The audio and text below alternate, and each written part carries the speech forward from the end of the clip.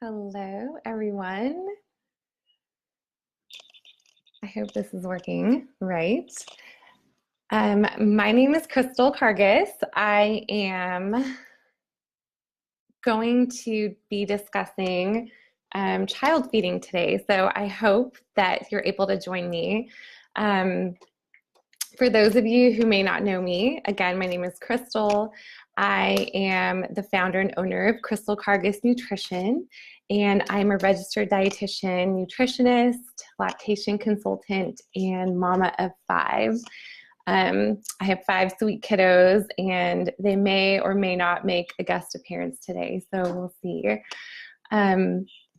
But one thing that I do is work with mamas to help them make their homes and eating and feeding just a more joyful and peaceful experience. And I am just really passionate about helping moms nurture a peaceful relationship with food for themselves so that it's easier to feed their children and their families. Hi, Anna.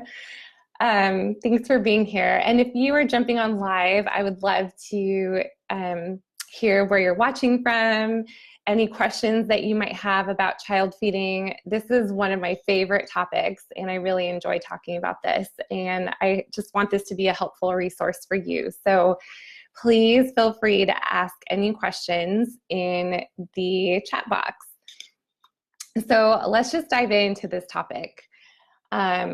This is a question that I get a lot from a lot of moms that I work with is, what do I do if my child just doesn't want to eat? And this is really common, whether you have a toddler, a school-age child, even teens, kind of just across the spectrum. What do you do when your child just doesn't want to eat what you're preparing, what you're serving?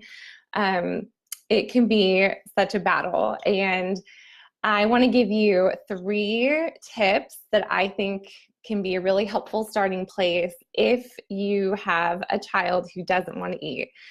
And if you have a child that is a great eater, I am so happy for you. But sometimes, and for some kids, it's really consistent. They just don't like eating. Eating is just really difficult for them. Other times, kids just go through periods where they don't want to eat what's being offered, what the rest of the family is eating, and that can just turn into such a vicious cycle. So let's talk about this more. My first tip is don't be a short order cook. And this is really hard because I'll tell you why. And any moms who are watching can really probably relate to this.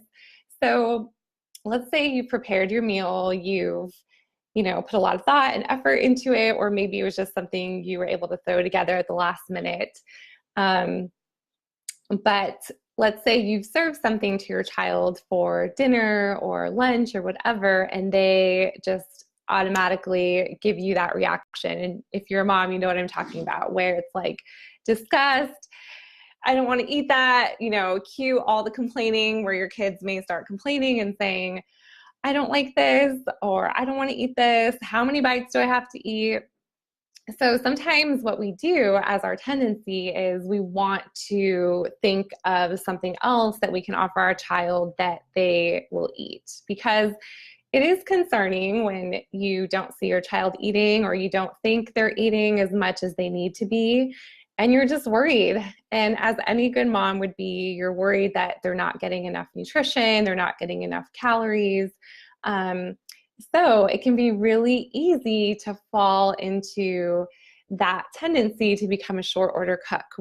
And what I mean by that is we say, okay, well, what can I give them that I know they will eat? And we tend to kind of fall back on those tried and true dishes that we know they will eat. And the danger of doing this is that it doesn't give a child an opportunity to learn how to eat different foods.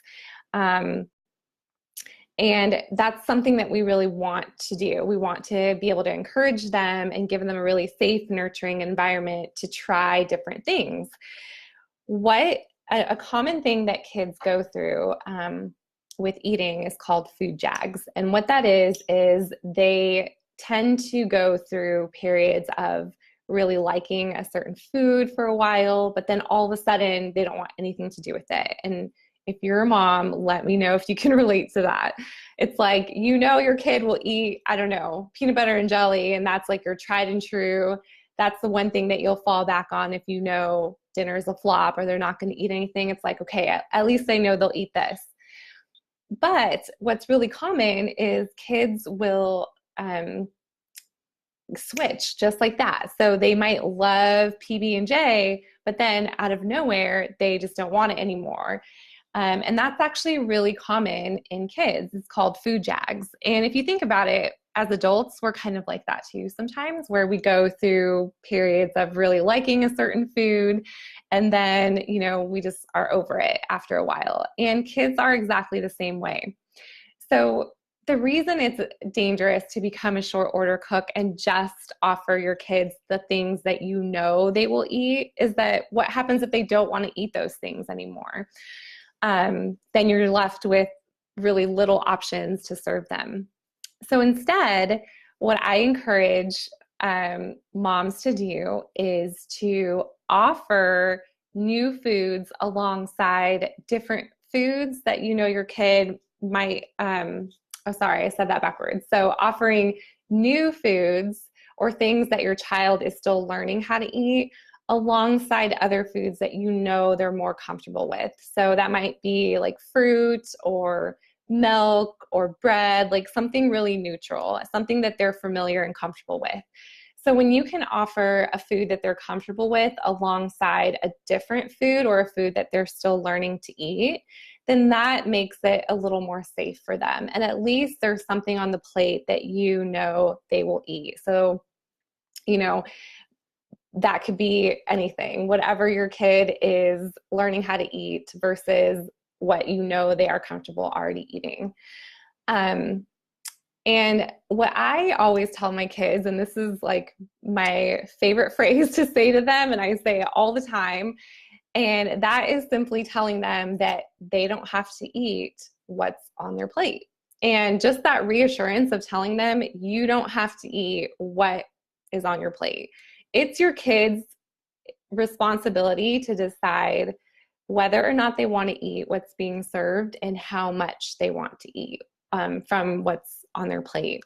We don't have to do that as parents. And the more we kind of push them and prod them and try to coerce them to eat a certain amount or certain bites of whatever on their plate, then it's just going to push them farther away. And actually, research has shown that children who are forced to eat certain foods actually grow up disliking those foods. So it's really important to just stay consistent with what you're offering, you know, whatever your plan for that meal is, and tell your kids, okay, this is what we're having for lunch or dinner. And if they are not happy with it, that's okay. You don't have to go prepare something separate for them. You don't have to, you know, try to find and figure out something else that they can eat. Again, falling into that pattern of being a short order cook doesn't give kids the opportunity to learn how to eat. They will learn how to eat different foods if you stay really consistent in offering them different foods. And again, that doesn't mean that you can't take your child's preferences and likes into consideration.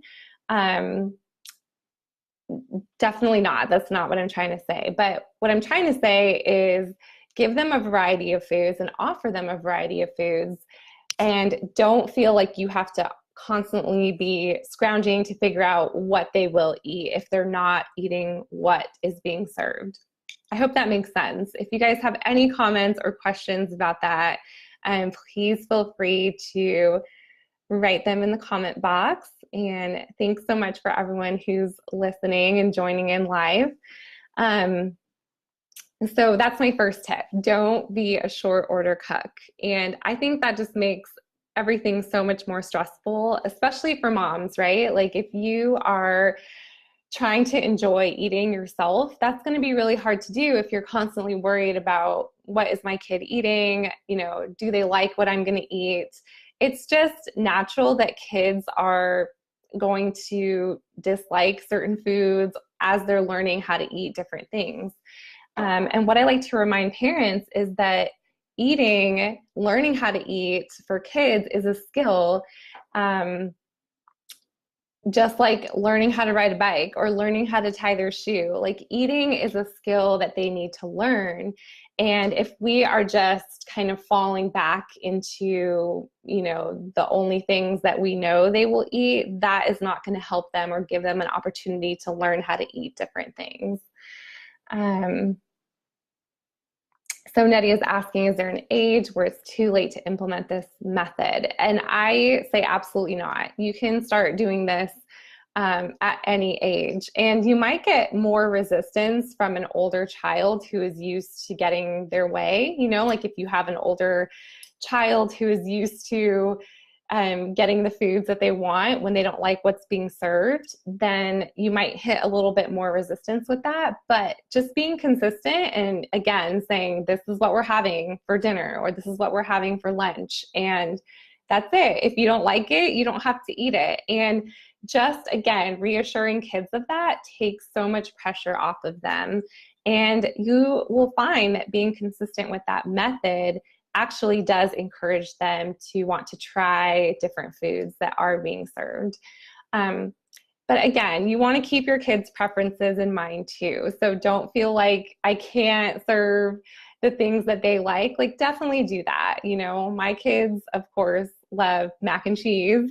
They love fruit. They love bread. They love milk. Like those are kind of the things that I always know that they will eat. So but I don't just serve them those things. I serve and find ways to incorporate those foods as part of the whole family meal. And sometimes kids just eat the foods that they're comfortable with, and that's okay, you know, but the goal is that you are not being a short order cook. You are not preparing something different for your child than the rest of the family. And following this tip, I think really helps parents and really helps children because, again, it's taking pressure off of the kids and it's taking the stress out of the mealtime so that you don't feel like I have to cook 5 different things just to get my kid to eat. No, you just focus on what you're serving and preparing and incorporating, again, those foods that your child likes. And going from there. And, you know, again, these tips takes a lot of consistency and being really, again, consistent with what you're doing. So you don't want to do this one day and then fall back to doing, you know, old eating habits because that sends your child mixed messages. So just be really consistent with this tip. Okay. So my second tip for helping a child that won't eat is to be really neutral. And this is hard. It's a lot easier said than done, right? I think our first reaction when we see that our child isn't eating is to get really worried, or sometimes we get stressed, or sometimes we get irritated or angry, right?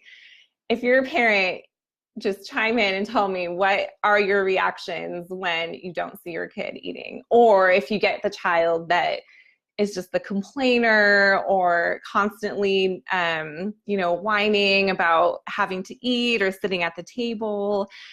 It's easy to get sucked into that and just want to sit there and, negotiate with our child, or persuade them, just tell them, you can try one bite of that.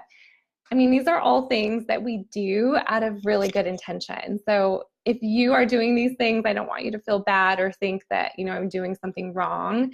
You are likely doing these things out of just really good intention and concern for your child. And you are an amazing parent. And I really hope that that's something that you can take away from this. Keep in mind, though, that when we get to our kids' level and we try to negotiate with them, that it's over, that our child is kind of getting what they want in terms of attention.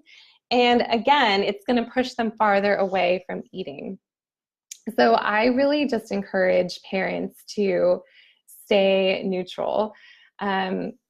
Don't get into their little zone of negotiation, because it's just going to be a losing battle. And it's, again, going to create more stress and more tension around the meal. So if you find yourself getting upset at your child, sometimes I tell parents, it's okay, just leave the table, go in the kitchen, take a little breather. It's really hard. Kids can be, really complex. And the thing is, when it comes to feeding our kids, or think about like pregnancy. Think about pregnancy and how much you prepare for pregnancy, right? Like there's so many resources and books and websites and there's so much information out there. But then when it comes to feeding our children, there's not a whole lot of support or resources out there. So I just want you to feel encouraged and know that you are doing a good job. And a lot of this is just learning what works best for your family and for your child. But kind of going back to the second tip is staying neutral. Don't feel like when your child starts to see you react in either a positive or a negative way, that is going to influence their eating habits. It just does. And it's really hard. But try not to cave or give in to the things that they're expressing. I know it can create a lot of angst and stress for parents, but again, try to stay as neutral as possible. And we communicate messages to our children in both verbal and nonverbal ways. So sometimes we verbally say things to our children that can be upsetting to them. Other times we give them nonverbal communication cues that, again, can be upsetting. So have you ever given your child the look? Do you know what I'm talking about? When your child's sitting there squirming, complaining, and you don't say anything to them, but you just bare your eyes into their little soul.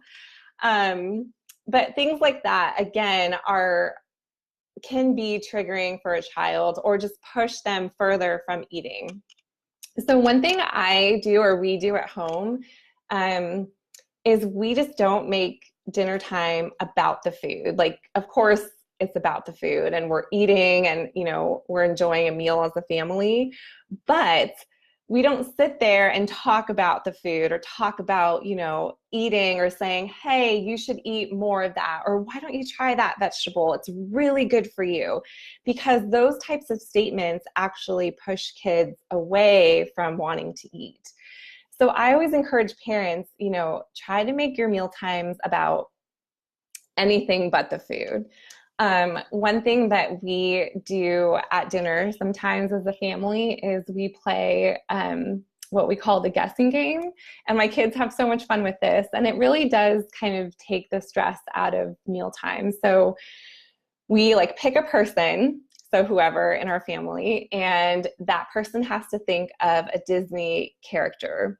And then we all try to guess who that is. And we actually do this while we're eating. And it makes the mealtime a lot less tense and a lot less stressful for parents and kids. And again, when your child has food in front of them, they are going to slowly get curious. They're going to want to eat when all the attention and focus is not on them about eating. I hope that makes sense.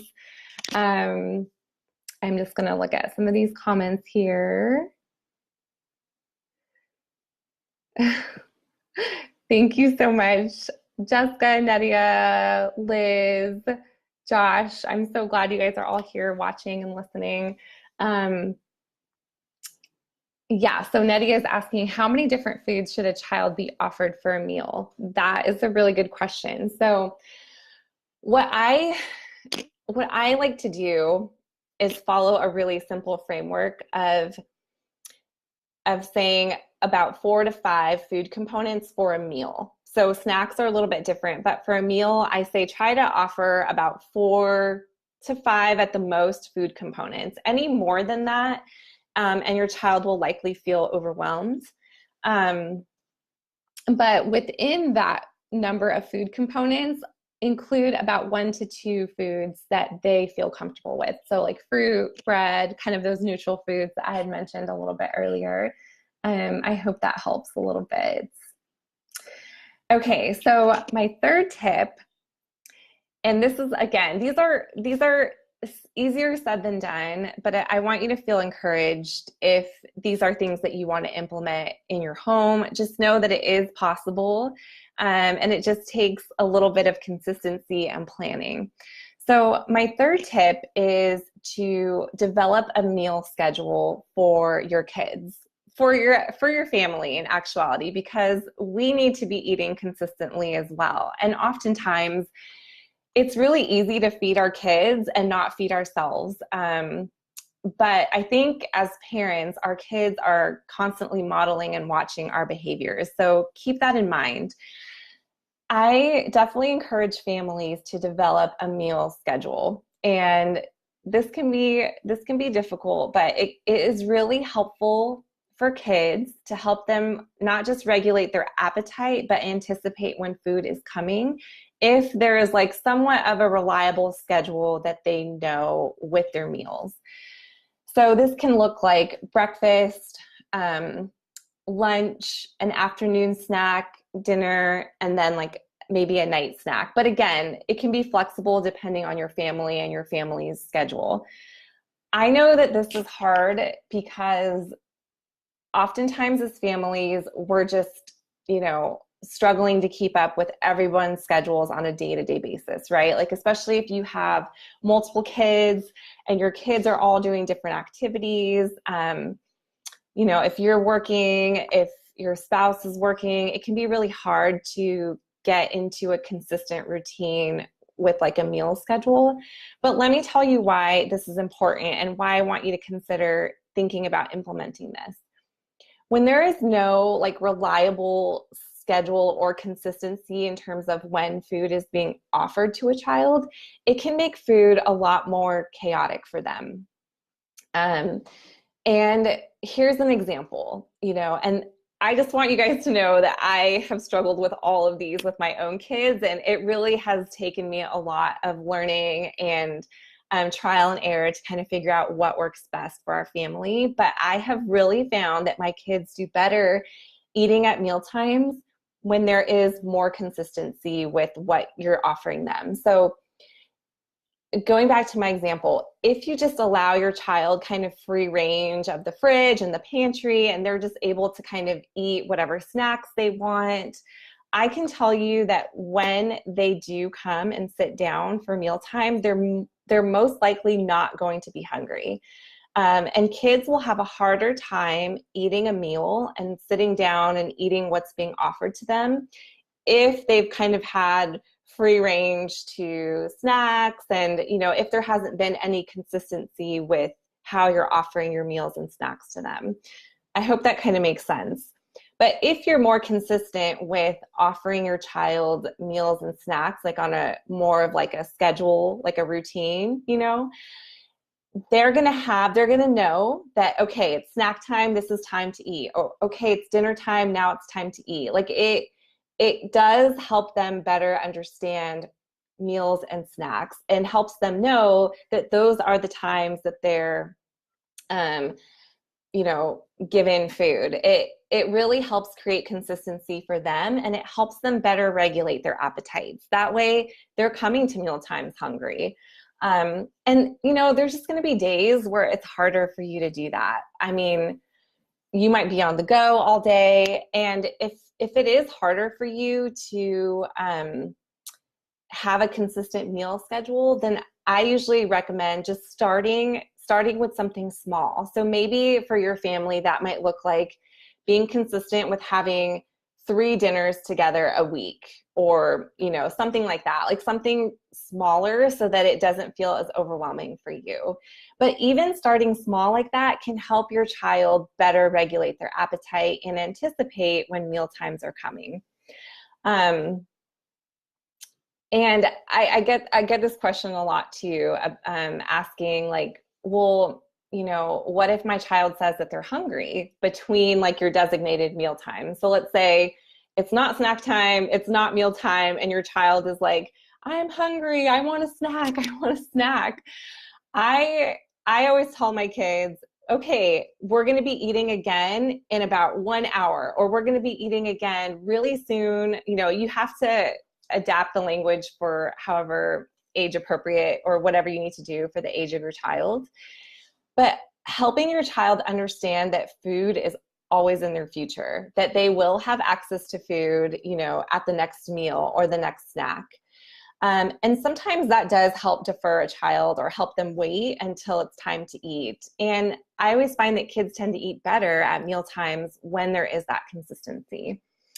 Now, does having a meal schedule mean being super rigid and that you can't be flexible and you can't have fun? No, not at all. So, you know, I don't want to try to communicate that message, but kids do need reliability with their food. They need to know that they're going to have regular access to food. Otherwise, their eating will be really erratic and they'll, you know, just kind of eat all over the place. But if you can get them into a more structured routine with eating, then they're going to do better at meal times and they're going to eat better at snack times because they're going to be coming to their meals and snacks more hungry.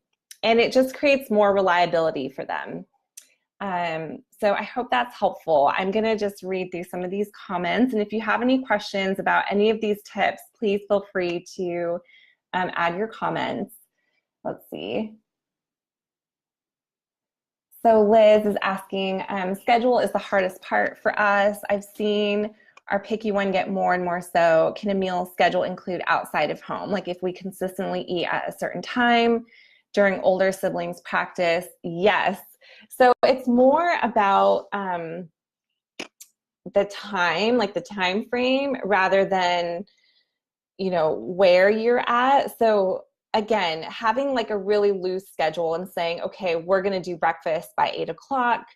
We're going to have lunch at 11:30. We're going to have our afternoon snack at 2:30, and then dinner at 5:30 or 6. And again, it doesn't mean you have to be married to those times, but at least in your head, you are knowing and you're understanding that these are kind of the designated times that I need to be offering my child some food. And your kids will do a lot better with that. Now, in terms of where you're eating, that's a lot more flexible, you know, so you might have to have snack time at an older sibling's, you know, practice, or you know, maybe you're out like at the park or running errands and packing a snack or something with you. It is helpful. I will say it is helpful for kids to kind of learn a more reliable place to eat, like knowing that they always need to eat at the table. That's like the designated place to eat. Again, it doesn't mean you have to be married to only eating at that place, but the more consistency you can develop for your child, the better they will respond to that, and they're more likely to eat better at meal times and snack times too. So I hope that's helpful. I'm trying to just scan through here and see if there's any other questions. So again, if you're just joining us, I went through 3 tips that can be really helpful in terms of supporting a child to eat at a mealtime or snack time. And the first tip was not being a short order cook. The second tip was staying really neutral at meal times. And third tip was developing a consistent meal schedule. And I am going to put something in the comments for you guys to take a look at here. So I wanted to share also about something that I have coming up. The exact dates are to be determined, but we are going to be having a challenge, a 5-day challenge on making over your meal times. And I would love for you to join us. If this is something that has resonated with you, or you feel like I just need a little bit more help and support and clarity with meal times, or dealing with a picky eater, or just if you just want some really good basic information that you can implement in your own home to make meal times a little less stressful, please consider signing up for our challenge. It's completely free. I put a link to it right here in the comments. And over 5 days, we are going to be going over different steps that you can be implementing at home. And again, a lot of this is going to be really easy, really practical things that you can do in your own family to make mealtime simpler. So I hope you'll consider checking it out. We would love to have you. And we are going to be having it hopefully in the next month or so. But if you get on the list, we will email you the exact dates as soon as we have all of that determined. So I'm checking again for just any comments or questions. So Jessica's asking, it's hard to come to terms with wasting the food when they don't eat the food that they don't like. I know it should be short term, but it's still hard when you feel like you're throwing away food a lot. We're getting better at it second time around with the twins, but sometimes it's hard. And Jess, that is such a good question. And I just want to say so much respect to you because you are a twin mama and you are doing this times two. But yeah, that's a hard thing because we don't want to be forcing our children to eat, what is put on their plate. But at the same time, it can be hard with food waste. It's like, what if I'm serving my child something and they're not eating it and, it does end up going to waste. And I always kind of recommend to start out really small.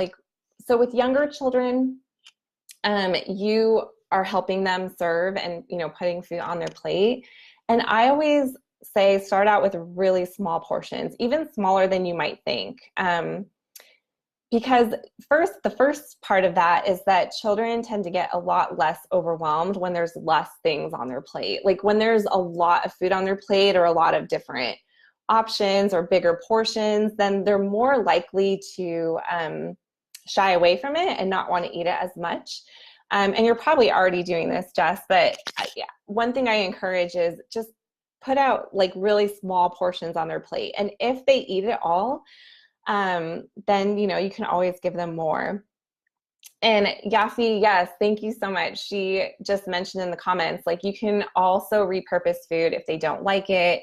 Bananas into a smoothie, make anything into a taco or an omelet, popsicle, stir fries. Yes, I am all about repurposing food as much as possible.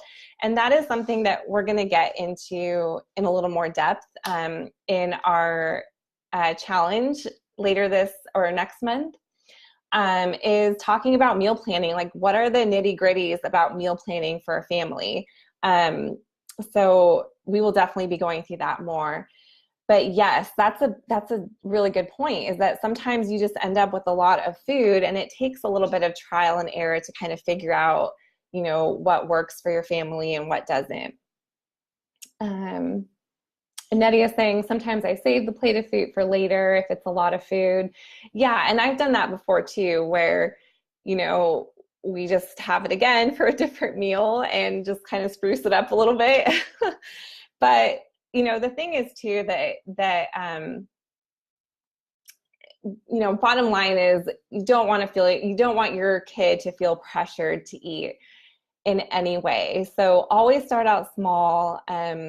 And the less overwhelmed that they feel at meal times, then the more likely they will be to try different things.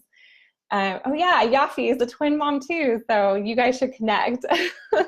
I have so much respect for moms of multiples because I just can't imagine doing two at once. So I have all the respect for you guys. Bless your hearts. So any more questions? If you guys have any more questions, I would be more than happy to answer them for you. I am also going to put a link here to my blog, where I have a lot of different posts about different things related to child feeding. So I'm going to stick that in here for you guys.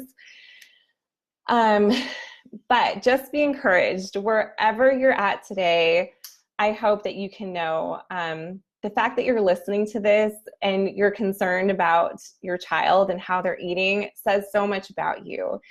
And there is a lot of pressure that we feel as parents from the outside world, right? From our pediatricians, from our mom friends, from our family and relatives. Like, there is a lot of pressure when it comes to how we feed our kids. And I just want to encourage you to trust your intuition, because you likely know best. You do know best for your child than anyone else. And you have everything you need to raise a healthy child. And if you're really struggling, and if there's something that has been an issue for you and your family, don't hesitate to reach out for support. There's a lot of good resources out there, and you don't have to go through this alone. So I hope you can be encouraged. I hope these tips were helpful for you. If you would love some more of this type of content or videos, please let me know in the comments. I would love to hear your feedback. If there's something in particular about child feeding that you would love some more information about, please let me know. I would love to keep putting out content for you guys that's helpful for you and your family. So thank you so much again to everyone who joined in and watched us today. And I look forward to seeing you guys soon. Thank you so much. Have a good day.